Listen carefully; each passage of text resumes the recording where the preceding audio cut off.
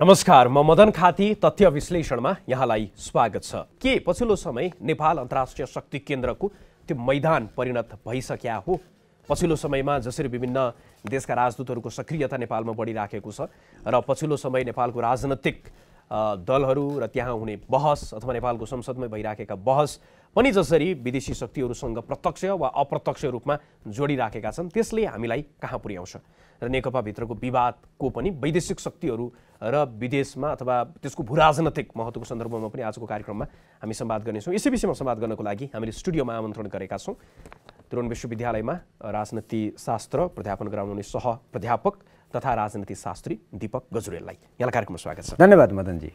अहिले जुन पछिल्लै सरगर्मीको विषयबाट सुरुवात गरौँ। अहिले जसरी आइराखेको छ के कुरा, चीनको राजदूत जो नेपालमा हुनुहुन्छ उहाँले जसरी सत्तारूढ दलकै विभिन्न नेताहरूलाई जसरी भेटिराख्नु भएको छ, त्यसलाई धेरैले विगतमा जसरी चीन चाहिँ शान्त तरिकाले नेपालमा आफ्ना गतिविधिहरू सञ्चालन गर्थ्यो, अहिले त्यो पर्दामै आएर ऊ चाहिँ आफ्ना कूटनीतिक अथवा आफ्नो स्वार्थलाई संरक्षण गर्नको लागि अग्रसर भइराखेको छ। यहाँले यसलाई कसरी विश्लेषण गर्नुहुन्छ? तपाईँले चीनको सक्रियताको कुरो गर्नुभयो। मलाई अहिले तपाईँले यो भन्दै मलाई सम्झना भयो, एउटा त्यो भनिहालौँ। अहिले चीनको ओभरअल नेपालसँग मात्रै होइन, संसारको जुनसुकै देशसँग सम्बन्ध जुन छ उनीहरूको, त्यो सम्बन्ध सञ्चालनमा पहिलेको शान्त कूटनीति जुन छ नि, क्वाइट डिप्लोमेसी उनीहरूले जुन गर्थे भनिन्थ्यो, तर त्यसमा अलिकति परिवर्तन गर्न खोज्या हुन् कि भनेर देखिएको छ। एक्सपर्टहरूले पनि हेरिरहेछन् र उनीहरूको व्यवहार हेर्दा पनि देखिएको छ। त्यसलाई चाहिँ वुल्फ वारियर डिप्लोमेसी भन्न थालिएको छ। त्यो वुल्फ वारियर भन्ने एउटा उनीहरूले सिनेमा बनाएछन्, चीनको निकै प्रसिद्ध चर्चित भएको। अनि त्यही सिनेमाको नामबाट उनीहरूले वुल्फ वारियर डिप्लोमेसी भनेर नाम दिइएको छ। उनीहरूले आफूले दिएका होइनन्, बाहिर अध्ययन गर्नेहरूले, एक्सपर्टहरूले दिएका। त्यसको अर्थ के हो भने प्रतिद्वन्द्वीले ममाथि आक्रमण गर्छ अथवा मलाई नोक्सान पुर्याउनलाई उसले जब प्रहार गर्छ, त्यसको प्रति प्रहार मात्रै गर्छु म भन्ने जुन शैली पहिले देखिन्थ्यो चीनको, हो नभनौँ देखिन्थ्यो। अब त्यसो होइन, प्रतिद्वन्द्वीले तयारी गर्दैछ ममाथि आक्रमण गर्न, त पहिले नै एट्याक गरिदिउँ, उनीहरूको घरमै गएर ठेगान लगाइदिउँ। त्यो नीतिमा जान खोज्या हो कि चीन भन्न थालेका छन् केही विशेषज्ञहरूले, विदेश नीतिका विशेषज्ञहरू र अन्तर्राष्ट्रिय सम्बन्धका विश्लेषकहरूले त्यो खालको कुरो गर्न थालेका छन्। र त्यो किन गरेका हुन् भने चीनको तपाईँको साउथ एसियामा मात्रै होइन, हिमाल पारी मात्रै होइन, उनीहरूको अमेरिकन महादेश, युरोपमा, अफ्रिकातिर पनि उनीहरूले अलिकति आक्रामक रूपमा गइरहे। आक्रामक भनेको मैले सैनिक आक्रमणको कुरा गरे होइन, कूटनीतिक रूपमा अलिकति बढी एग्रेसिभ रूपमा उनीहरू गइरहेका छन्। त्यसैको छनक यहाँ अलिकति देखाएको हुन सक्छन्, एउटा कुरा। अर्को कुरा, मैले अहिले हाम्रो मिडियामा कहिलेकाहीँ देखाएको छु, एकजना राजदूतको व्यक्तिगत शैलीमा भर पर्ने कुरा हो भनेर लेखेका छन्। त्यो चाहिँ भ्रम हो। चीन जस्तो देशमा अथवा भनौँ विश्वका कुनै पनि शक्तिशाली देशमा, जसको नेसनल इन्ट्रेस्ट भनेको आफ्नो देश र आफ्नो क्षेत्रमा मात्रै हुँदैन, विश्वव्यापी उनीहरूको चासो हुन्छ, स्वार्थ हुन्छ विभिन्न ठाउँमा, त्यसलाई एउटा राजदूतले गर्ने व्यवहार फरक हुन्छ देशको भन्दा भन्ने हुन्न। उनीहरूको देशले, सरकारले निर्धारण गरेको शैलीलाई अपनाउने हो राजदूतले, उनीहरूको राजदूत जहाँसुकै भए पनि।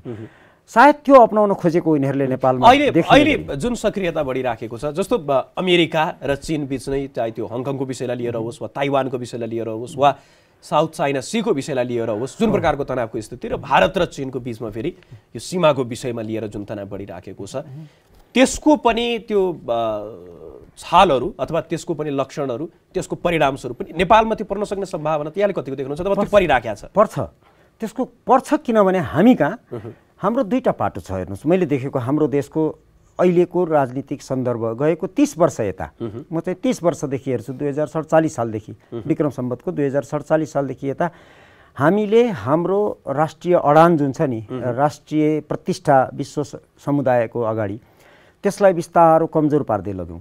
र गएको 15 वर्ष यता त यो 62-63 को परिवर्तनपछि त हामीले नेपालको राष्ट्रिय प्रतिष्ठा जुन हुन्छ नि विश्व समुदायको अगाडि, त्यो अरूसँग डिल गर्ने जुन एउटा हाम्रो प्रतिष्ठा हुन्छ, हाम्रो एउटा विश्वास हुन्छ, त्यसलाई त हामीले लगभग ध्वस्तै बनाइसकेका छौँ। एउटा पाटो त्यो, एउटा पाटो त्यो हुन्छ भने अर्को पाटो चाहिँ विश्व शक्ति समीकरणमा आएको परिवर्तन। हैन, विश्व शक्ति समीकरणमा आएको परिवर्तन तपाईको कस्तो छ भने मिडल इस्टबाट, जसलाई युरोपियन अमेरिकनहरूले मिडल इस्ट भन्छन्, हामी पश्चिम एसिया भन्छौँ। यो इजरायल, इराकभन्दा पश्चिम यो एरिया, लिबियासम्मको क्षेत्रलाई हामी मिडल इस्ट भन्छन् उनीहरू, हामी पश्चिम एसिया। त्यसपछि इस्ट एसिया, हाम्रो यता के अरे मलेसिया, जापान, यो क्षेत्र। त्यो सबै क्षेत्रमा बढी केन्द्रित हुँदै गएको छ विश्व शक्ति। त्यो हुने कारणहरू छन्, विभिन्न कारणहरू। त्यसमा एउटा कारण भनेको चाहिँ तपाईँको भू राजनीति। कुन क्षेत्रको, पृथ्वीको कुन ठाउँको भूभागको महत्त्व कुन बेला बढी र कुन बेला घटी हुन्छ, त्यसका विभिन्न फ्याक्टरहरू हुन्छन्। जस्तै तपाईँले इतिहास हेर्नुभयो भने 1970 को दशक, खास गरेर, हुन त अलि अगाडिदेखि थियो, तैपनि 1970 देखि 80-90 को दशकको सुरुवातसम्म मध्यपूर्वमा धेरै अशान्ति थियो।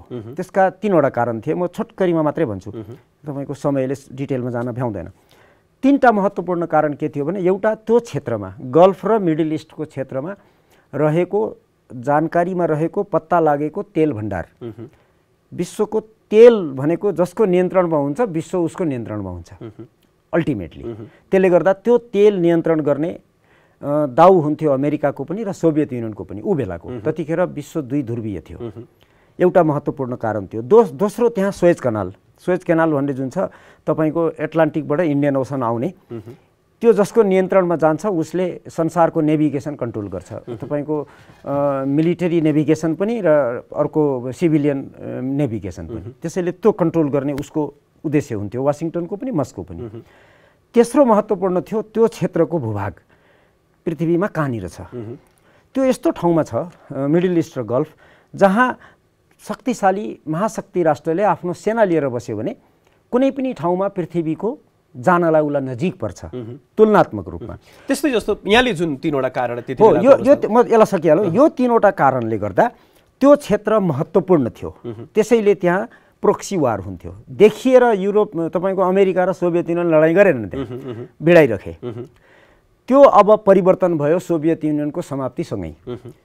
के भयो त भन्दा, पश्चिम एसिया र गल्फ एरिया घुमाइफिराइकन अमेरिकाको अधीनमा गयो, नियन्त्रणमा। अधीन भनेको उसैले उपनिवेश बनायो भन्ने होइन, भू राजनीतिक रूपमा, आर्थिक राजनीतिक रूपमा उसले एक प्रकारले नियन्त्रण गर्यो धेरै हदसम्म। त्यही जस्तो यहाँले जुन उल्लेख गरिराख्नु भएको छ, आजको दिनमा चाहिँ नेपालमा ती प्रोक्सी वारको यहाँले कुराकानी गर्नुभयो, यी शक्तिहरू आजको दिनमा सोभियत सङ्घको विघटनसँगै अहिले फेरि चीन र अमेरिका बीच चाहिँ त्यो शीत युद्धको जस्तै वातावरण चाहिँ धेरैले उल्लेख गरिरहेका छन्। भारत फेरि को भूमिकालाई लिएर पनि अहिले अलि विरोधाभास पनि देखिराखेको छ। यो सन्दर्भमा चाहिँ नेपाल उनीहरूको दृष्टिकोणबाट चाहिँ के को लागि चाहिँ यो उनीहरूको स्वार्थलाई चाहिँ कसरी चाहिँ यसले टेवा पुर्याइराखेको अथवा के चाहिँ हुन सक्छ? हो, म त्यही भने नि तपाईँलाई, मिडल इस्ट र गल्फको महत्त्व 3टा कारणले थियो।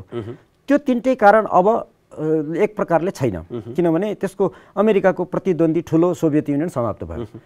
त्यहाँ चुनौती दिने अर्को शक्ति पृथ्वीमा अमेरिकाको लागि छैन।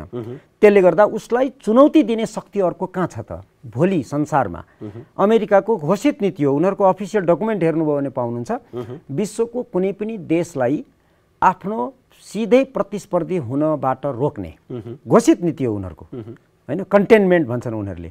ऊ बेला सोभियत कन्टेनमेन्ट भन्थे, अहिले तपाईँको कतिपय ठाउँमा त अब चाइना कन्टेनमेन्ट पनि लेख्न थालिसके।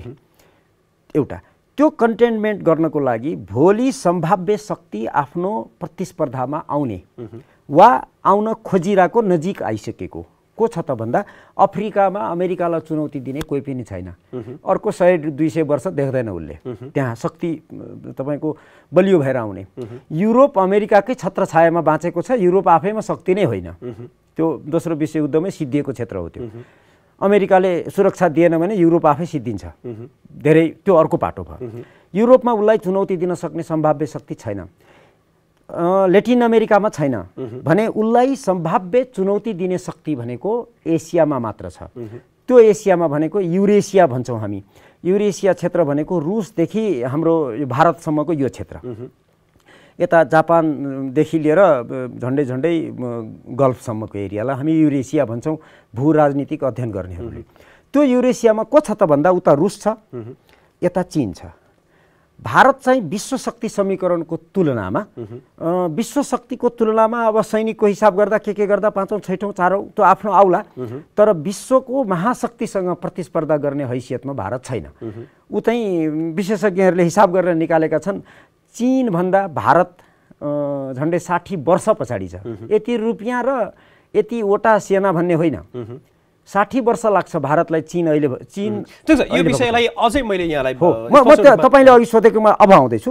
अब चीनलाई कन्टेन गर्नु पर्यो। चीन ख्याल गर्नुहोस् विश्वमा 20 वर्ष अगाडि कहाँ थियो, आज कहाँ छ। आर्थिक, सामरिक, राजनीतिक, कूटनीतिक हरेक क्षेत्रले उ बलियो हुँदै गयो। हार्ड पावर मात्रै होइन, सफ्ट पावरमा पनि। अफ्रिकादेखि लेटिन अमेरिकासम्म ऊ आफ्नो प्रभाव विस्तार गर्दैछ भने भोलि यदि यही गतिमा विकास गर्दै गयो चीन भने अर्को 30 वर्षपछि वा 20 वर्षपछि वा 50 वर्षपछि मलाई ठुलो चुनौती हुन्छ भनेर अमेरिकाले उनीहरूले अफिसियल डकुमेन्टमा लेखिसके। त्यसलाई रोक्नु पर्यो। त्यो रोक्नको लागि के गर्ने, तपाईको चीनको पूर्वपट्टिबाट भनेको तपाईले अघि नै भन्नुभयो South China Sea, North China Sea, त्यहाँ भित्रबाट उसलाई दबाब दिने। ताइवान, हङकङ यो सबै त्यही भित्रको एउटा पाटो हो।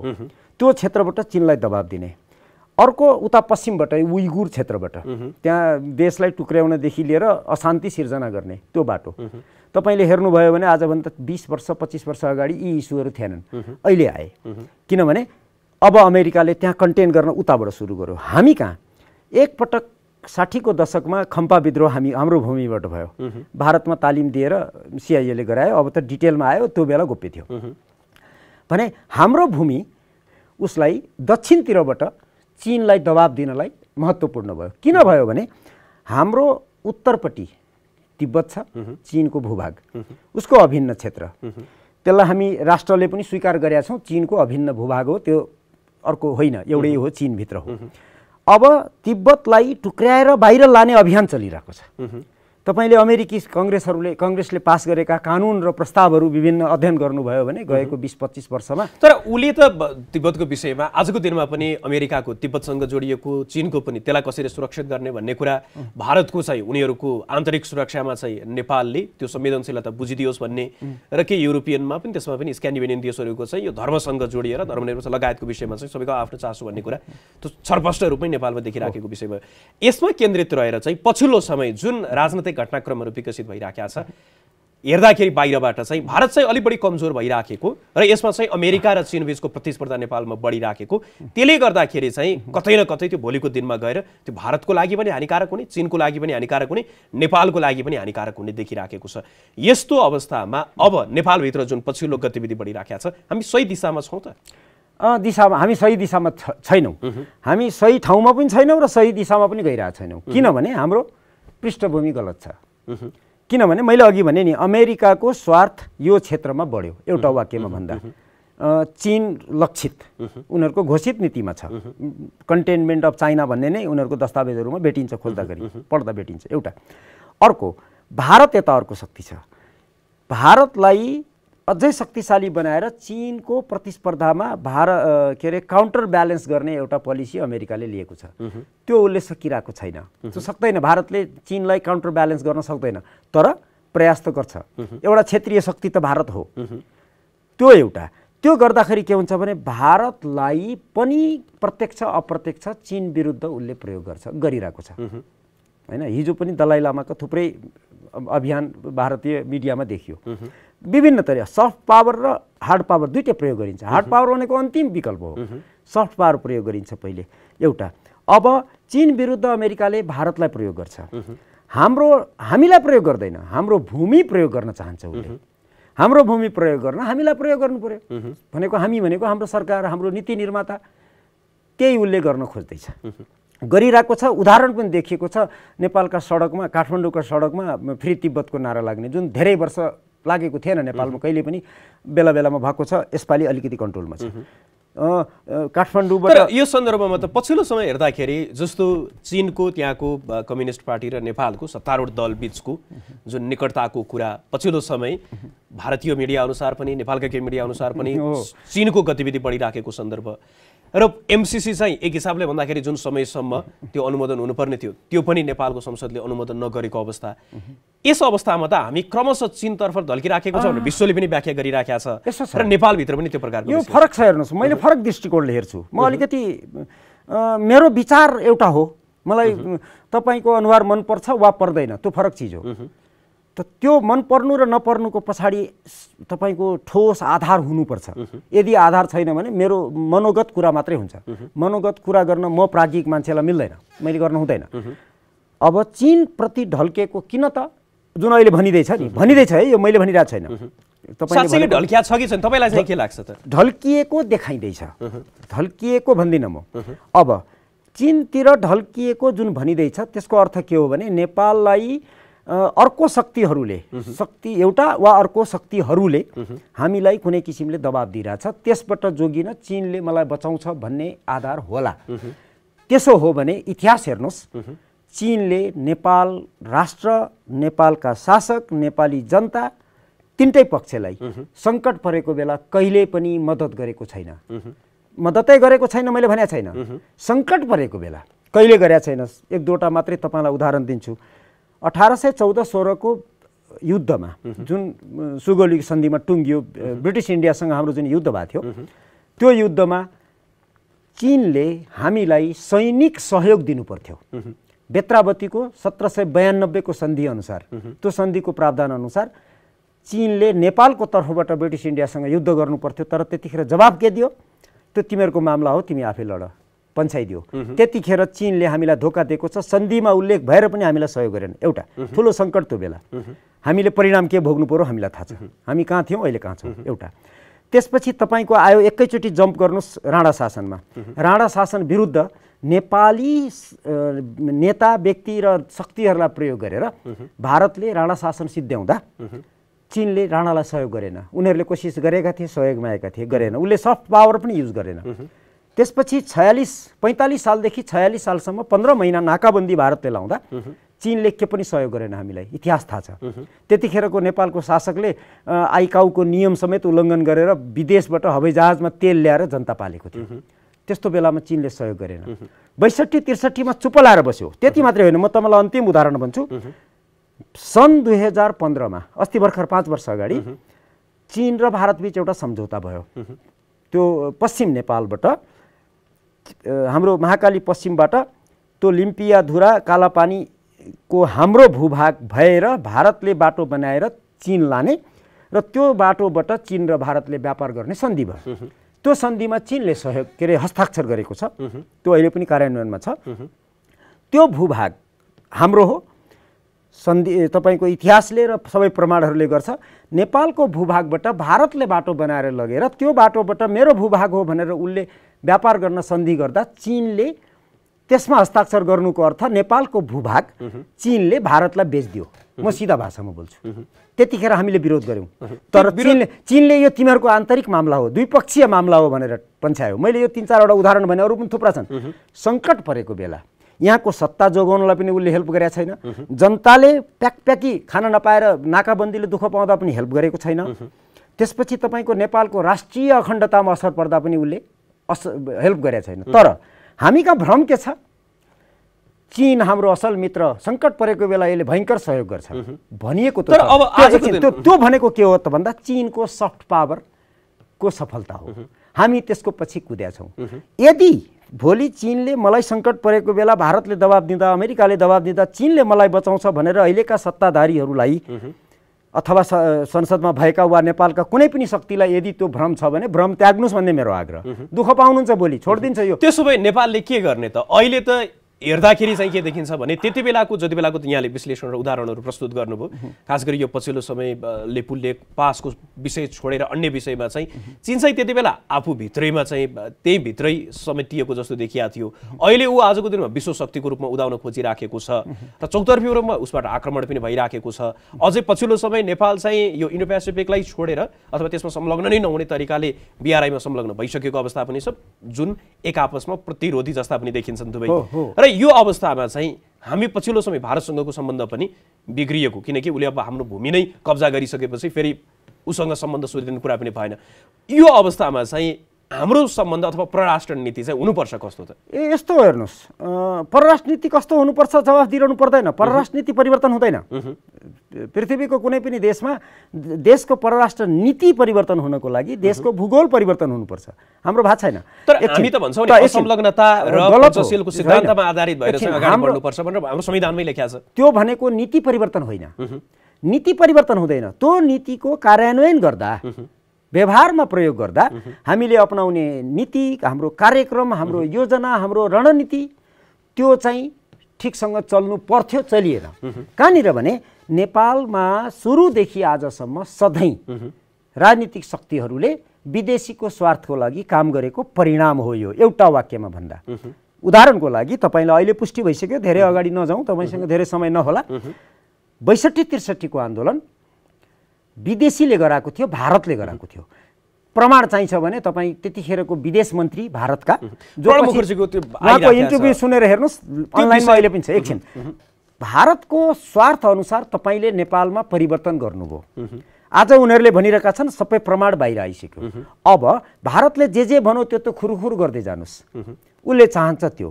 तर स्थिति के भयो? चीनको स्वार्थमा असर पर्न थाल्यो। चीनको स्वार्थमा जस्तै भारतलाई समेत प्रयोग गरेर अमेरिकाले चीन विरुद्ध विभिन्न कामहरू गर्न खोज्दैछ, गरिरहेको होला पर्दा पछाडि। तर विगतमा हेर्दाखेरि त त्यो 2007 सालकै परिवर्तनको बेला पनि त्यति बेलाको तत्कालीन राजाको कुरा गर्दाखेरि चाहिँ त्रिभुवनको विदेशी सचिव हुने, हाम्रो मन्त्री परिषदमा पनि विदेशीहरूको उपस्थिति हुने, महेन्द्रकालीन समयमै नेपालको जुन चुच्चे नक्सा थियो, बुच्चे भएको अवस्था, त्यसपछि चाहिँ पछिल्लो राजनैतिक परिवर्तनहरूमा कतै न कतै त्यो नागरिकताको सन्दर्भ अथवा धेरै कुरा जोडेर प्रभावको कुरा त आइराखेको छ। तर त्यसलाई पनि त्यो दृष्टान्त थियो, आज पनि त्यसलाई निरन्तरता दिनुपर्छ भन्ने अवस्था त छैन। फेरि छैन, पहिले पनि थिएन। जस्तै तपाईँले अघि जुन भन्नुभयो 7 सालदेखि लगातार अस्तिसम्म गएको मलाई लाग्छ करिब 10 वर्ष अगाडिसम्म, 10-12 वर्ष अगाडिसम्म नेपालमा भारतको एकाधिकार थियो नेपालको आन्तरिक राजनीतिमा। उसले जे चाह्यो त्यो हुन्थ्यो। अब भएन। अब के भयो भने भारतको जे स्वार्थ छ सबै पुरा गर्दै जानुभयो भने त्यहाँ चीनको स्वार्थ बाजिन्छ विभिन्न अर्थमा, अमेरिकाको स्वार्थ बाजिन्छ। त्यो बाजिँदाखेरि ऊ एग्रेसिभ हुन्छ, ऊ एग्रेसिभ हुन्छ। त्यसले गर्दा ख्याल गर्नुहोस्, भारत कमजोर भयो अहिले आएर। भारत किन कमजोर भयो भने नेपालमा जे मन लाग्यो त्यो गर्न सक्ने अवस्थामा ऊ छैन। उनीहरूले नै स्वीकार गरिसके। तेस्रो शक्तिले उचालेर नेपालले हामीलाई आँखा देखाउँदैछ भनेर त्यहाँका पदाधिकारी बोल्दैछन् नि त। त्यसको मतलब म कमजोर भएँ भनेर स्वीकार गरे हो। विशेषज्ञहरूले त धेरै अगाडिदेखि लेखेका छन्, भारतीयहरूले पनि हामीले पनि, हैन? ऊ कमजोर भएको अवस्था छ। तर ख्याल गर्नुहोस्, उसले निर्देशित गरेर यो देशलाई यहाँ पुर्यायो। त्यतिखेर म भारतलाई गाली गर्दिनँ। उसले त आफ्नो राष्ट्रिय स्वार्थ अनुसार काम गर्छ नि त। सकेको त हामीले पनि सक्ने भए अर्कालाई हप्काउँछौँ नि त। हामी नसकेर अर्काले दिएको आदेशमा हिँड्यौँ, त्यसैले उसले आदेश दियो, उसको राष्ट्रिय स्वार्थ हो, गाली गर्न पाइँदैन। हामी उसका निर्देशनमा किन हिँड्यौँ? यो विगतको समस्याको कुरा यहाँले औलाउनु। तर अब भविष्यमा हामीले हेर्दाखेरि चाहिँ अहिले आइराखेको केही विश्लेषकहरूले बताउने भनेको जस्तो दुई देशलाई मात्रै केन्द्रमा राखेर चाहिँ हाम्रो परराष्ट्र नीतिलाई अगाडि बढाउनुपर्छ भन्ने पनि छ, जहाँ चाहिँ अमेरिकालाई बाहेक गरेर पनि अगाडि बढ्नुपर्छ भन्ने। त्यो आजको दिनमा कतिको सम्भव छ? हामीले चाहिँ हिजोको दिनमा जुन असंलग्न र पञ्चशीलको लगातार भनिराखेका छौँ त्यसको कार्यान्वयनमा मात्रै होइन कि नीतिमै पनि परिवर्तनको कुरा चाहिँ उठिराखेको छ। मैले अगाडि पनि यो प्रश्न यहाँलाई राखेको थिएँ। हुँदैन। हाम्रो जुन परराष्ट्र नीति छ, पृथ्वीनारायण शाहले बनाएको नीति, आजसम्म शब्दहरू हेरफेर भएको छ, कुरो उयो। त्यति पृथ्वीनारायण शाहको पालामा पञ्चशील थिएन, असंलग्नता थिएन, तर कुरो त्यही हो। त्यो कायम रहनुपर्छ। हाम्रो त्यो परिवर्तन गर्नु हुँदैन, हामीले गर्न सक्दैनौँ। चाहेर पनि सक्दैनौँ। त्यसको कार्यान्वयन ठेकानसँग गर्नु पर्यो। उदाहरणको लागि हामीले विश्वमा हाम्रो गुमेको प्रतिष्ठा कायम त्यसलाई फेरि गेन गर्न सक्नु पर्यो। हाम्रो प्रतिष्ठा गुमेको छ किन? हामीले धर्म र व्यवहार गरेका छौँ। प्रधानमन्त्रीले एक थोक भन्नुहुन्छ, अर्को मन्त्रीले अर्को थोक भन्नुहुन्छ। कतिपय पटक त्यस्तो भएको छ। विदेशीहरूले भनेका छन् तिम्रो कसको भनेको पत्याउने भनेर। थुप्रै कुरामा भएको छ। हिजो अस्ति भर्खर भएको छ, प्रधानमन्त्रीले बोल्नुभयो नेपालको इतिहासमा पहिलो पटक, भारतले मेरो सत्ता खुस्काउन खोज्दैछ। र उहाँले अर्को पनि उदाहरण दिनुभयो, योभन्दा अगाडिको सत्ता भारतले मेरो खुस्काएको थियो भनेर भन्नुभएको छ। त्यसको भोलिपल्टै सत्ताधारी दल 2/3 बहुमत भएर सत्तामा बसेको दलको सह अध्यक्ष कि अर्को अध्यक्ष भनौँ ले भारतले होइन मैले तपाईँको राजीनामा मागेको भन्नुभयो। भनेपछि हामी के गर्दैछौँ भनेको विदेशीले हामीलाई त्यहाँ पुर्याइदियो, उनीहरूले नै स्वीकार गरे, यिनीहरूले पनि स्वीकार गरे, प्रमाणहरू बजारमा छत्ताछुल्ल आइसक्यो। त्यो विदेशी शक्ति भारत थियो। अब उसैले मेरो सत्ता खुस्काउन खोज्दैछ भनेर हाम्रो प्रधानमन्त्री ठुलो स्वरले बोल्दै हुनुहुन्छ र सत्ताधारी अध्यक्षले चाहिँ मैले चाहिँ खुस्काउन खोजेको भन्दै हुनुहुन्छ भनेपछि हामी फेरि पनि विदेशीको लागि काम गर्दैछौँ उसको इच्छा अनुसार यहाँ सत्ता तर प्रधानमन्त्रीले यो कुरा भने पनि अथवा राष्ट्रवादलाई चाहिँ आफ्नो रक्षा कवच बनाउन खोजे पनि राजीनामाको विषय त त्यो भारतले अथवा नक्सा परिवर्तित भइसकेपछिको अवस्था त होइन यो त जति बेला प्रधानमन्त्रीले नेपालको खास गरी राजनैतिक दल सम्बन्धीको ऐनलाई परिवर्तन गर्नको लागि अध्यादेश ल्याउनु भयो अथवा पार्टीभित्रै पनि उहाँको कार्यशैलीलाई लिएर जसरी चाहिँ पछिल्लो समयमा उठिराखेका आवाजहरू थिए त्यसकै प्रतिबिम्ब चाहिँ पछिल्लो समयमा भएको भन्ने मत पनि बडो जबरजस्त रूपमा आइराखेको छ यसलाई चाहिँ कसरी यस्तो हेर्नुहोस् त्यो यो कुन निर्णय गर्नुभयो के गर्नुभयो यो गौण कुराहरू किन गरिँदैछ त भन्दा उरालधुराल ख्याल गर्नुहोस् 45 सालको आन्दोलन नेपालमा विदेशीको स्वार्थको लागि गरिएको थियो प्रमाणित भइसक्यो अब त्यो डिटेलमा गइरहनु परेन 62-63 को आन्दोलन विदेशी स्वार्थलाई गरिएको थियो प्रमाणित भइसक्यो जनयुद्ध भन्ने जुन हिंसा गरिएको थियो 10 वर्ष त्यो विदेशीको स्वार्थको लागि गरिएको थियो नेपालीले गरेका थिए सबै त्यस्तै अहिले एउटाको स्वार्थ जुध्यो भारतको भूमि मेरो भूमि तिमीले कब्जा गर्यौ संविधानमा सामेल गरेर भनेर उनीहरू आरोप लाउँदैछन् सिद्धान्तका कुरा र व्यवहारका कुरा त्यहाँ अनेक होलान् त उ त रिसाउने स्वाभाविक भयो एउटा कुरा दोस्रो कुरो उनले भनेको निर्णयहरू यहाँ नभइरहेको होला कतिपय कुरा बाहिर देखिँदैन नि त त्यसले गर्दा उरिसाको छ मैले बोकेर त्यहाँ पुर्याइदिने तिमीलाई सत्तामा पुर्याइदिने महाराज बनाइदिने आज मैले भने नटेर्ने उसलाई रिस उठ्नु स्वाभाविक हो एउटा कुरा उसले त्यत्रो लगानी गरेको त खेर जाने भयो नि त स्वीकार गर्दैन नि उसले प्रभाव त प्रयोग त गर्छ नि कुनै हालतमा छोड्दैन अनि अर्को शक्तिलाई त्यसले असर पार्ने भयो त्यो भनेको चीनलाई त्यसैले चीनले आफ्नो सक्रियता देखाउँछ खबरदार भन्छ अब त्यहाँ हामीले बाहिरबाट व्याख्या गर्ने आफ्नो तरिकाहरू होलान् हैन यो पार्टी फुटाउन खोज्यो भन्लान् एउटाले अर्कोले जुटाउन खोज्यो भन्लान् कसैले सरकार थाम्दिन खोज्यो भन्लान् कसैले के भन्दैलान् घुमाइ फिराइकन सबैजना सबै दलहरू यहाँले जति पनि विश्लेषण गर्नुभयो नेपालको सन्दर्भमा सबैको आफ्नो चासो नेपालको रणनीतिक महत्त्वको सन्दर्भमा पनि आगामी दिन चाहिँ कस्तो हुने देख्नुहुन्छ अब आगामी दिन डरलाग्दो देख्छु म हामी कहाँ तपाईको विध्वंसको बाटोतिर जाँदैछौँ हामी किन हामी गलत कामहरू गर्दैछौँ अहिले पनि यति भइसक्दा पनि नचेत्ने सत्तामा बसेर मैले फलानलाई यसो गर्यो चिनालाई यसो गर्यो भनेर घुमाइ फिराइकन विदेशीको लागि काम गरेको देखाउने गरिरहने मात्रै होइन अब त देखाउने गरी देख्ने गरी म विदेशीको लागि काम गर्दैछु भनिरहने यो बाटोले देशलाई विध्वंसमा लान्छ ठुलो हिंसामा लान्छ ख्याल गर्नुहोस् त्यो हामी जुझ्छौँ देख्ने बेलामा तर जुधाउने अर्को हुन्छ एउटा त्यसबाट जोगिने उपायहरू छन् पहिलो काम भनेको सबभन्दा पहिलो काम भनेको हामीले गएको 50 60 70 वर्षमा कम्तीमा गएको 30 वर्ष यता 30-32 वर्ष यता हामीले के गल्तीहरू गर्यौं जुन कतिपय लुकाएर राखिएको छ आफैले स्वीकार गर्नु पर्यो हामीले यहाँ गल्ती गर्यौं 62-63 मा के भएको थियो 52 र 62 को बीचमा के भएको थियो 45-46 मा के भएको थियो अस्ति संविधान बन्दा के भएको थियो वास्तविक कुरा के हो ख्याल गर्नुस् अन्तरिम संविधान बनेको भोलिपल्टदेखि आगो बलेको थियो देशमा 72 सालको संविधान जारी हुन साथ आगो अलि स्पष्ट शब्दमा र जनताले पनि बुझ्ने भाषामा चाहिँ कार्यक्रम लगभग अन्तिममा छु त्यसकारणले गर्दाखेरि बुदागत रूपमा हाम्रो नेतृत्वले गर्नुपर्ने काम पहिलो काम आफूले गरेको सबै गल्ती स्वीकार गर्नु पर्यो खास गरेर विदेशीको स्वार्थको लागि कसले कहिले कहाँ के गल्ती गर्यो राष्ट्रघात गर्यो फेयरिस्ट सहित अर्काले भन्ने होइन आफै भन्नु पर्यो सबैले सार्वजनिक रूपमा त्यसको सजाय भोग्न तयार हुनु पर्यो क्षमा मागेर र आत्मलोचनले हुँदैन एउटा कुरा त्यसपछि नेपालसँग भएको इन्टेलिजेन्स भन्ने मैले जासुसी भनेको होइन दिमाग बुद्धि क्षमता सिप छ नेपालीसँग सरकारमा भएकासँग छ कि छैन त्यो अर्को पाटो देशभित्र छ त्यसलाई प्रयोग गर्नुस् र देशको विदेश नीति अर्थनीति राजनीति सबैलाई राष्ट्रको हितमा प्रयोग गर्न सकिन्छ उदाहरण छ नेपालले विगतमा गरेको छ देशलाई म चाहिँ बेला बेलामा भन्ने गरेको छु Nepal can be Israel of South Asia भन्ने गरेको छु हामी बन्न सक्छौँ हामीसँग त्यो क्षमता छ सैनिकको कुरा गरे हैन मैले है फेरि कूटनीति र विद्वताले हामी गर्न सक्छौँ यो जुन विश्व शक्ति संघर्ष हामी कहाँ जुधेको छ नि यसलाई यदि हामीले व्यक्तिगत र दलगत स्वार्थमा प्रयोग गर्यौं भने सिद्धिन्छ त्यसैले बाटो र सही समात्नुहोस्, राष्ट्रको हितमा सोचेर काम गर्नुहोस्, आफ्ना गल्ती सच्याउनुहोस् तुरुन्त। हस्, यहाँले आफ्नो महत्त्वपूर्ण समय हामीलाई उपलब्ध गराइदिनु भयो र पछिल्लो समयमा नेपालको भूराजनैतिक महत्त्व र यो भूराजनैतिक खेल जसरी चलिराखेका छन् नेपालमा र विभिन्न स्वार्थहरूको टकराव पनि देखिराखेको सन्दर्भमा नेपालले गर्नुपर्ने कामको विषयमा पनि जानकारी गराइदिनु भयो। यहाँको महत्त्वपूर्ण समय र संवादको लागि धेरै धन्यवाद मदनजी, धन्यवाद। आजको लागि कार्यक्रमलाई निर्धारित समय सकिएको छ। जनताद्वारा जनताका लागि प्रसारित जनता टेलिभिजन हेरिरहनुहोस्। नमस्कार।